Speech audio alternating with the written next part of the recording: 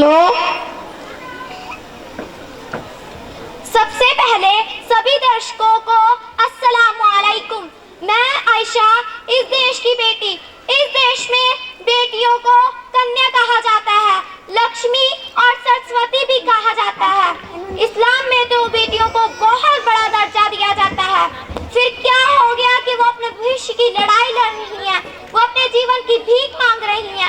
अरे बेटी तो हर घर की शान होती है, उसी से घर में रोशनी है। तो आइए बेटियों के सम्मान में हम एक नाटक प्रस्तुत करने जा रहे हैं। इसका विषय है बेटी बचाओ बेटी पढ़ाओ।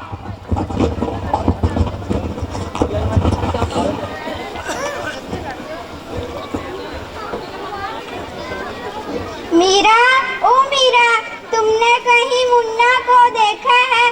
पता नहीं सुबह सुबह कहाँ चला गया।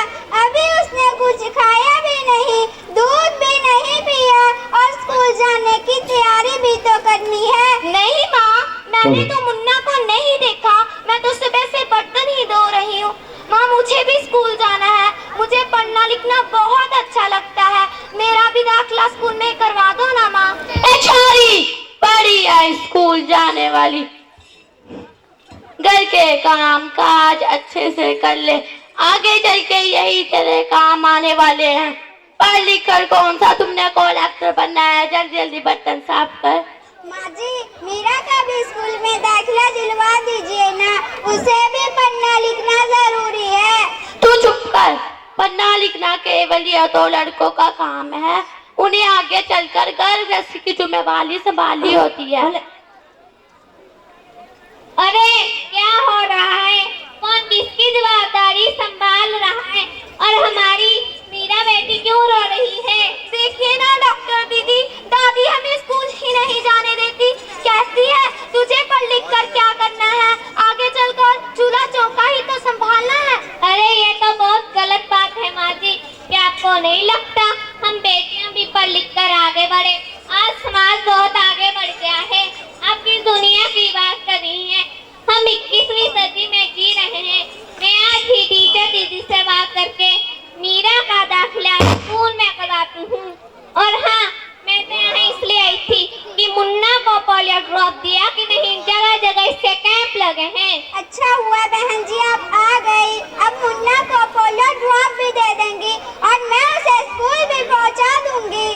अच्छा मीरा, तुम रोना नहीं, तुम जरूर स्कूल जाओगे और एक दिन पढ़ लिख कर मेरी तरह बहुत अच्छी डॉक्टर बनोगी। ठीक है बेटा।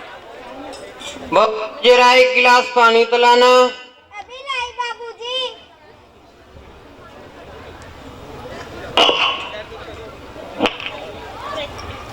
देखो अखबार में प्यारी बेटी के बारे में कितनी अच्छी कविता आई है। कहती बेटी बादशाह मुझे चाहिए प्यार दुलार, बेटी की अनदेखी क्यों करता है निश्चित संसार। सोचो जरा हमारे बिन बसा सकोगे घर परिवार, गर्भ से लेकर यौवन तक मुझ पर लग कर ही तलवार। मेरी उठा वेदना का अब वो स्थायी उपचार, जब माँ ही जग में ना होगी तो जन्म किससे पाओगे। जब भर न होगी घर आंगन में तो किससे रूठोगे किससे मनाओगे। जब दादी नानी ना होगी तो तुम्हें कहानी कौन सुनाएगा। जो स्वप्न सुंदरी ही ना होगी तो तुम किससे प्यार रचाओगे। जब तेरे घर में बेटी ही ना होगी तो तुम किस पर लाड लुढ़ाओगे। जब दुनिया में स्त्री ही ना होगी उस दुनिया में कैसे रह पाओगे। जब तेरे घर में बहू ही ना होगी तो तुम कैसे वंश आगे बढ़ाओगे। नारी के बिन जग सुना है, तुम यह बात कब समझ पाओगे। हाँ तो भाग्यवान कैसी लगे कविता है ना मजेदार? कहाँ की मजेदार कविता, मुझे नहीं आई पसंद। अरे कोई घर में है क्या?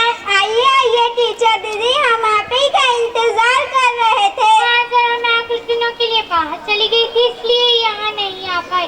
डॉक्टर बहन जी कह रही थी अभी तक आपने मीरा का दाखिला नहीं करवाया। ये तो बहुत होना चाहता है, हमेशा चिंत लेके उत्पन्न होती है। हाँ मैं भी तो यही चाहती हूँ, मीरा स्कूल जाए खूब पढ़े, पर मेरी यहाँ सुनता कौन है। हाँ हाँ, खूब पढ़ाओ लड़की को और बाहर भेजो। जब कुछ गलत सलत हो जाए मुँह पानी की जगह भी नहीं मिलेगी। अरे माँ जी, आप कहाँ की बात कहाँ लेके बैठ गए? मीरा को 10 तक तो पढ़ाई पूरी करने दो, आगे का बाद में सोचेंगे। कल मीरा को तैयार रखना, मैं लेने आऊंगी। हाँ हाँ टीचर दीदी, मैं मीरा को अवश्य स्कूल भेजूंगी। मैं उसे अपने जैसा अनपढ़ नहीं रहने दूंगी।